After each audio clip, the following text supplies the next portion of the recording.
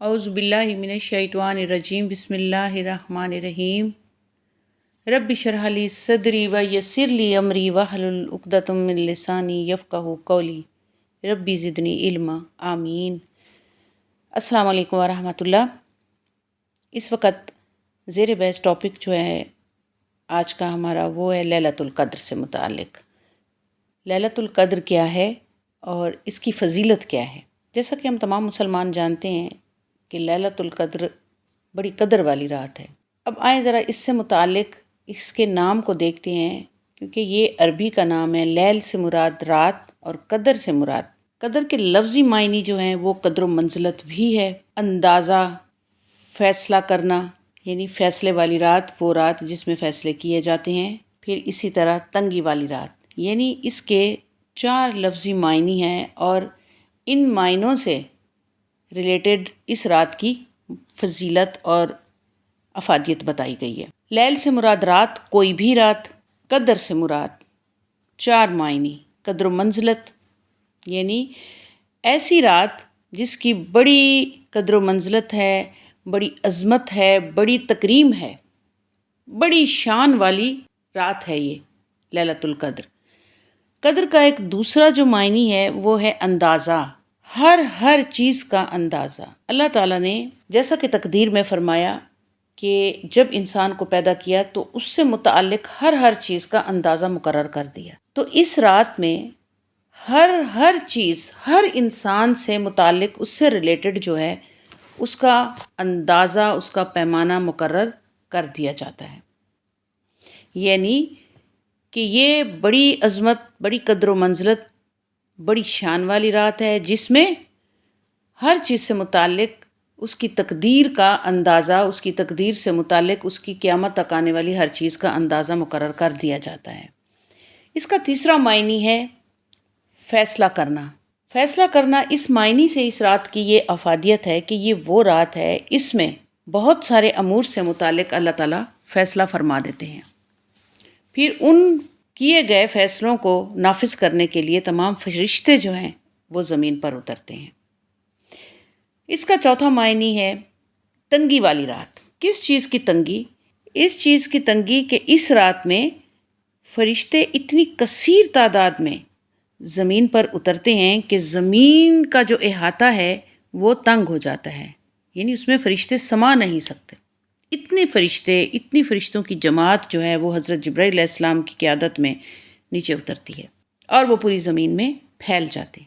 یعنی لیلۃ القدر قدر و منزلت والی رات، عزت شان والی رات، اندازے یعنی تقدیر مقرر کیے جانے والی رات، فیصلہ کیے جانے والی رات، اور فرشتوں کی کثیر تعداد کی زمین پر اترنے سے زمین کی وسعت کی تنگی والی رات، یعنی کہ زمین کی وسعت تنگ پڑ جاتی ہے۔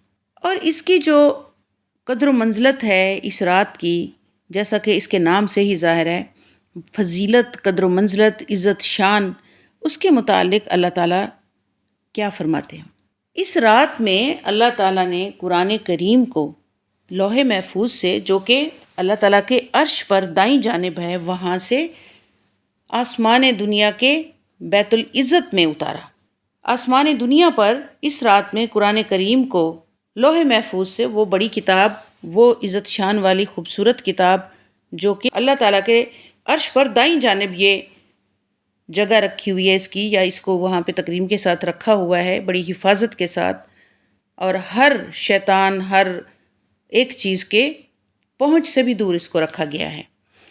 تو اس کو اللہ تعالیٰ نے اس رات میں لوح محفوظ سے یکمشت ایک ہی بار بیت العزت، جو کہ آسمان دنیا پر، اگر دنیا کی جانب سے ہم دیکھیں تو پہلے آسمان پر یہ گھر ہے یا عزت والی جگہ ہے جس کا نام بیت العزت ہے، اس پر اس کو اتارا گیا، اور پھر وہاں سے تھوڑا تھوڑا کر کے 23 سال، مکمل 23 سال میں آپ محمد صلی اللہ علیہ وآلہ وسلم کے دل پر اس کو اتارا گیا۔ پھر اس کے بارے میں چند علماء کا یہ خیال بھی ہے کہ اس کو یکمشت نہیں اتارا گیا، بلکہ اس کے اتارنے کا آغاز کیا گیا۔ معنی اس کے دونوں ہی ٹھیک ہیں۔ پہلا معنی کہ اس کو بیت المعمور میں ایک دم سے اتارا گیا، پھر وہاں سے آپ محمد صلی اللہ علیہ وآلہ وسلم کے دل پر حضرت جبرائیل علیہ السلام تھوڑا تھوڑا کر کے اتارتے رہے، جو کہ 23 سال کی مدت میں مکمل ہوا۔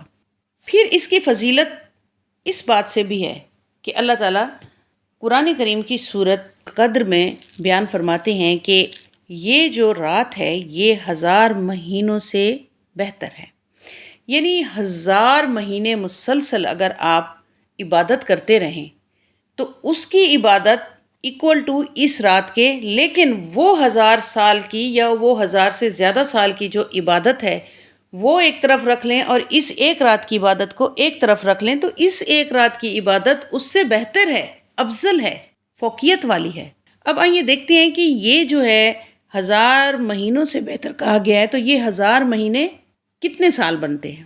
آپ کیلکولیٹ کریں تو یہ 1000 مہینے جو ہیں، کیونکہ ایک مہینے میں 30 دن، پھر 30 کو ملٹیپلائی کریں آپ 12 سے، 1 سال ہو گیا، پھر 12 کو آپ 1000 سے ملٹیپلائی کریں تو یہ بنتے ہیں تقریباً 83 سال اور 4 مہینے۔ اتنی تو انسان کی عمر بھی نہیں ہے، ہارڈلی لوگ، ہماری جو پاکستان کی ایوریج عمر ہے وہ ہے اوسط عمر تقریباً 55 سے 60 یا 65 سال تک۔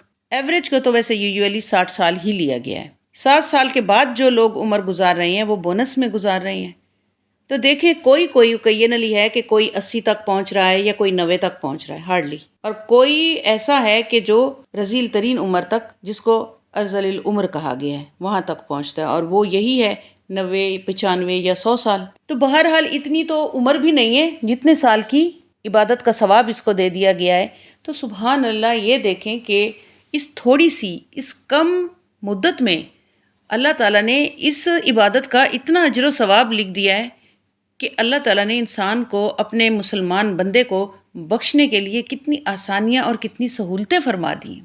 سبحان اللہ، ہم جتنا بھی اللہ تعالیٰ کا شکر ادا کریں وہ بہت کم ہے، اور ویسے تو انسان ہے ہی نا شکرا، لیکن ہمیں ہر وقت اللہ کا شکر ادا کرنا چاہیے کہ اگر ہم سارے سال میں اتنی عبادت نہیں کر پاتے ہیں تو اس ایک رات میں ہم جو عبادت کرتے ہیں وہ 83 سال اور 4 مہینے کی عبادت کاؤنٹ ہوتی ہے، اور یہ افضل عبادت ہے۔ اب اس رات میں ہم کیا کیا عبادت کر سکتے ہیں؟ اس رات میں ہم نوافل پڑھیں، اس رات میں ہم قرآن کریم کی تلاوت کریں، اس رات میں ہم درود پاک پڑھیں، اس رات میں ہم ذکر اذکار کریں، اس رات میں ہم قرآن پاک کی تعلیم و تدریس کریں، قرآن سنیں اور سنائیں، درس سنیں اور درس دیں قرآن کریم کا۔ اسی سے ریلیٹڈ وہ تمام نیکیاں جو اللہ تعالیٰ نے انسان کو بتا دی ہیں کرنے کے لیے، اگر اس رات میں کی جائیں تو وہ ساری کی ساری جو ہیں وہ عبادت کاؤنٹ ہوتی ہیں۔ اور اس رات کی جو عبادت ہے 83 سال 4 مہینے کی عبادت ہے، اور وہ پورے سال کی عبادت سے افضل ہے، بلکہ وہ 1000 مہینوں کی عبادت سے افضل ہے۔ سبحان اللہ، بہت بڑا احسان ہے، بہت ہی بڑا احسان ہے اللہ تعالیٰ کا امت محمدیہ صلی اللہ علیہ وآلہ وسلم پر۔ پھر اس رات میں فرشتوں کی کثیر تعداد زمین پر اترتی ہے، دل دھرنے کو جگہ نہیں ہوتی، اس لیے اسے تنگی والی رات کہا گیا ہے۔ یہ فرشتے کیا کرنے کے لیے اترتے ہیں؟ یہ زمین پر اترتے ہیں اور پوری زمین میں پھیل جاتے ہیں، اور وہ تمام کام جو اللہ تعالیٰ ان کے ذمہ لگاتے ہیں، جن کا اللہ تعالیٰ انہیں حکم دیتے ہیں، جن کے فیصلے کر دیے جاتے ہیں، جن کی تقدیریں بدل دی جاتی ہیں یا اس میں رد و بدل کیا جاتا ہے، اس رات میں وہ سارے احکامات جو ہیں وہ یہ فرشتے زمین پر لاتے ہیں اور ان کو پورا کرتے ہیں۔ اس رات میں کوئی شر نہیں ہوتا، اس رات میں شیطان کے شر سے ہر انسان محفوظ رہتا ہے۔ پھر فرشتے اس رات میں جب زمین پر اترتے ہیں تو اہل ایمان کو سلام کہتے ہیں، اور فرشتے آپس میں بھی ایک دوسرے کو سلام کہتے ہیں۔ اسی طرح ترمذی کی روایت ہے، ترمذی کی حدیث 3513 میں بیان فرمایا گیا ہے، حدیث کا مفہوم ہے کہ آپ صلی اللہ علیہ وآلہ وسلم نے اس رات میں خصوصی طور پر یہ دعا بتلائی ہے جس کی ہمیں کثرت سے تلاوت کرنی چاہیے۔ بسم اللہ الرحمن الرحیم، اللہم انکا عفون کریم تحب العفو فاعف عنی۔ اے اللہ، تو معاف کرنے والا ہے، کرم فرمانے والا ہے، معاف کرنے کو پسند کرتا ہے، بس مجھے معاف فرما دے۔ اور اسی طرح اس رات میں خوب گڑ گڑا کر اللہ تعالیٰ سے دعائیں مانگنی چاہیے، اپنی بخشش کروانی چاہیے۔ جو بزرگ، جو عزیز و اقارب مسلمان اس دنیا سے رخصت ہو گئے ہیں، برزخ کی زندگی میں ہیں تو اللہ تعالیٰ سے ان کی بخشش کی بھی دعا کرنی چاہیے، رزق میں اضافے کی دعا کرنی چاہیے، عمر میں برکت کی دعا کرنی چاہیے، اللہ تعالیٰ سے نیکی اور ہدایت کی دعا مانگنی چاہیے، ایمان کی سلامتی کی دعا مانگنی چاہیے، کثرت سے دعائیں مانگنی چاہیے اس رات میں، کیونکہ اس رات کو مانگی گئی کوئی دعا ویسے بھی کوئی دعا رد نہیں ہوتی، لیکن اس رات میں مانگی گئی ہر دعا قبول ہوتی۔ سبحان اللہ۔ کب ہے یہ رات؟ یعنی یہ رات جس کو اتنی عزت والی شان والی رات کہا گیا ہے، یہ پورے سال میں کب آتی ہے؟ یہ رات رمضان المبارک میں آتی، رمضان المبارک کے آخری عشرے کی 5 طاق راتوں میں، 21، 23، 25، 27 اور 29۔ یہ 5 راتیں آخری عشرے کی مخصوص ہیں کہ ان 5 راتوں میں لیلۃ القدر کو تلاش کیا جائے، اور راجی رائے جو ہے وہ یہ ہے کہ 27 رمضان المبارک جو ہے، یعنی 27 کی جو رات ہے وہ یہ لیلۃ القدر کی رات ہے، یہ عزت شان والی رات ہے جس میں قرآن کریم کو نازل فرمایا گیا۔ سبحان اللہ۔ اللہ تعالیٰ ہر انسان کو اپنی زندگی میں یہ رات پانے کی توفیق عطا فرمائے، آمین۔ اسی طرح سورۃ البقرہ آیت نمبر 185 میں اللہ تعالیٰ فرماتے ہیں، قرآن وہ ہے جس کو رمضان کے مہینے میں نازل کیا گیا، لہٰذا یہ ایسی عظمت والی رات ہے کہ اس کی تہہ تک انسان پہنچ ہی نہیں سکتا۔ پھر اس رات کو 5 راتوں میں مخفی کیوں رکھا گیا ہے؟ اسے 5 راتوں میں اس لیے مخفی رکھا گیا ہے تاکہ اسے تلاش کرنے میں انسان 5 راتوں میں زیادہ سے زیادہ عبادت کرے۔ اگر یہ رات مخصوص ہی کر کے بتا دی جاتی تو پھر ہم مسلمان تو صرف ایک رات اسی رات میں ہی عبادت کرتے، باقی تو عبادت کرتے ہی نہ، کہ پتہ ہے 27 رمضان ہے یا 25 رمضان ہے یا 23 رمضان ہے، تو اس رات میں قرآن کریم نازل ہوا تھا، لہٰذا ہمیں اسی رات کو صرف عبادت کرنی ہے، باقی راتوں کی ضرورت ہی نہیں ہے۔ اسی لیے اللہ تعالیٰ نے اس رات کو آخری عشرے کی 5 طاق راتوں میں چھپا کر رکھ دیا تاکہ انسان اسے تلاش کرنے کے لیے 5 راتوں میں خوب عبادت کرے، اور اللہ تعالیٰ ہم سب کو توفیق دے کہ ہم اس رات کو پالیں، آمین۔ اسی طرح حضرت ابو ہریرہ رضی اللہ تعالیٰ عنہ سے روایت ہے کہ نبی اکرم صلی اللہ علیہ وآلہ وسلم نے فرمایا، بلا شبہ اس رات کو زمین میں فرشتوں کی تعداد کنکریوں کی تعداد سے بھی زیادہ ہوتی ہے۔ یہ مسند احمد کی روایت ہے۔ اسی طرح رمضان آیا تو رسول اللہ صلی اللہ علیہ وآلہ وسلم نے فرمایا، یہ مہینہ جو تم پر آیا ہے اس میں ایک ایسی رات ہے جو 1000 مہینوں سے بہتر ہے، جو شخص اس سے محروم رہا وہ ہر بھلائی سے محروم رہا۔ اس رات کی سعادت سے صرف بد نصیب ہی کو محروم کیا جاتا ہے۔ یہ سنن ابن ماجہ کی روایت ہے۔ اسی طرح حضرت ابن عمر رضی اللہ تعالیٰ عنہ کہتے ہیں کہ رسول اللہ صلی اللہ علیہ وآلہ وسلم نے فرمایا، رمضان کے آخری عشرے میں شب قدر تلاش کرو، پھر اگر تم میں سے کوئی کمزوری دکھائے یا عاجز ہو جائے تو آخری 7 راتوں میں سستی نہ کرے۔ یہ صحیح مسلم کی روایت۔ سبحان اللہ، دیکھیں کہ پھر شب قدر کی راتوں میں قیام کرنا، عبادت کرنا انسان کے گناہوں کی بخشش کا باعث ہے۔ اس کے بارے میں حضرت ابو ہریرہ رضی اللہ تعالیٰ عنہ سے مروی ہے کہ نبی اکرم صلی اللہ علیہ وآلہ وسلم نے فرمایا، جو شخص ایمان اور ثواب کی نیت سے شب قدر کا قیام کرتا ہے اس کے پچھلے گناہ معاف کر دیے جاتے ہیں۔ لہٰذا یہ انفرادی اور اجتماعی دونوں طرح کی عبادت ہے۔ اس میں لوگ اکٹھے ہو کر بھی عبادت کرتے ہیں اور انفرادی طور پر اکیلے بھی عبادت کرتے ہیں۔ اجتماعی عبادت کی صورت میں کسی بھی قسم کے شور ہنگامے، گپ شپ اور لڑائی جھگڑے سے اس میں پرہیز کرنا چاہیے اور پوری توجہ عبادت پر رکھنی چاہیے۔ جیسا کہ حضرت عبادہ بن صامت رضی اللہ تعالیٰ عنہ سے مروی ہے، رسول اللہ صلی اللہ علیہ وسلم ہمیں شب قدر کی خبر دینے کے لیے تشریف لا رہے تھے کہ 2 مسلمان آپس میں جھگڑا کرنے لگے۔ اس پر آپ صلی اللہ علیہ وسلم نے فرمایا، میں آیا تھا کہ تمہیں شب قدر بتا دوں، لیکن فلاں اور فلاں نے آپس میں جھگڑا کر لیا، بس اس کے معین وقت کا علم اٹھا لیا گیا اور امید ہے کہ تمہارے حق میں یہی بہتر ہوگا۔ یہ صحیح بخاری کی روایت میں۔ لہٰذا یہ وہ رات ہے کہ جس میں ایک اچھا عمل، ایک عبادت 1000 مہینوں سے افضل ہے، یعنی 83 سال 4 مہینے کی عبادت سے بھی زیادہ ہے۔ آئیں اب یہ دیکھتے ہیں کہ جب یہ رات ہے 5 راتوں میں، یہ کون سی رات ہے، تو ہمیں کیسے پتہ چلے گا کہ یہ کون سی رات ہے؟ تو اس کے لیے آپ صلی اللہ علیہ وسلم نے کچھ نشانیاں بیان فرمائیں جس کے مطابق کہ ہم یہ دیکھ سکتے ہیں کہ جس رات میں یہ نشانیاں ہیں تو وہ لیلۃ القدر کی رات ہے، واللہ عالم۔ لیکن یہ ہے مخفی، یہ صرف اندازے ہی ہیں جو ہم لگا سکتے ہیں، کیونکہ ہم تو اس طرح کا اندازہ بھی نہیں کر سکتے۔ ججمنٹ ہماری کمزور ہے۔ شب قدر کی علامتوں کے بارے میں رسول اللہ صلی اللہ علیہ وآلہ وسلم نے فرمایا، اسے سنن ابی داؤد نے بیان کیا ہے کہ شب قدر کی صبح کو سورج کے بلند ہونے تک، یعنی جب سورج آہستہ آہستہ اوپر کو بلند ہوتا ہے اور مکمل طور پر بلند ہو جاتا ہے، اس کی بات ہو رہی ہے۔ یعنی شب قدر کی صبح کو سورج کے بلند ہونے تک اس کی شعاع نہیں ہوتی، وہ ایسے ہوتا ہے جیسے تھالی، یعنی پلیٹ کی طرح بالکل سیدھا۔ پھر حضرت ابو ہریرہ رضی اللہ تعالیٰ عنہ سے روایت ہے کہ ہم نے رسول اللہ صلی اللہ علیہ وآلہ وسلم کے پاس شب قدر کا ذکر کیا تو آپ صلی اللہ علیہ وسلم نے فرمایا، تم میں سے کون اسے یعنی شب قدر کو یاد رکھتا ہے؟ اس میں جب چاند نکلتا ہے تو ایسا ہوتا ہے جیسے بڑے تھال کا کنارہ، یعنی موٹا ہوتا ہے، موٹا چاند ہوتا ہے اور بڑے تھال کے کنارے کی طرح ہوتا ہے۔ یہ دوسری نشانی۔ اب تیسری نشانی کے بارے میں کیا بتایا ہے؟ حضرت ابن عباس رضی اللہ عنہ سے مروی ہے کہ رسول اللہ صلی اللہ علیہ وآلہ وسلم نے فرمایا، شب قدر آسان اور معتدل رات ہے جس میں نہ گرمی ہوتی ہے اور نہ سردی۔ اس صبح کا سورج اس طرح طلوع ہوتا ہے کہ اس کی سرخی مدھم ہوتی ہے۔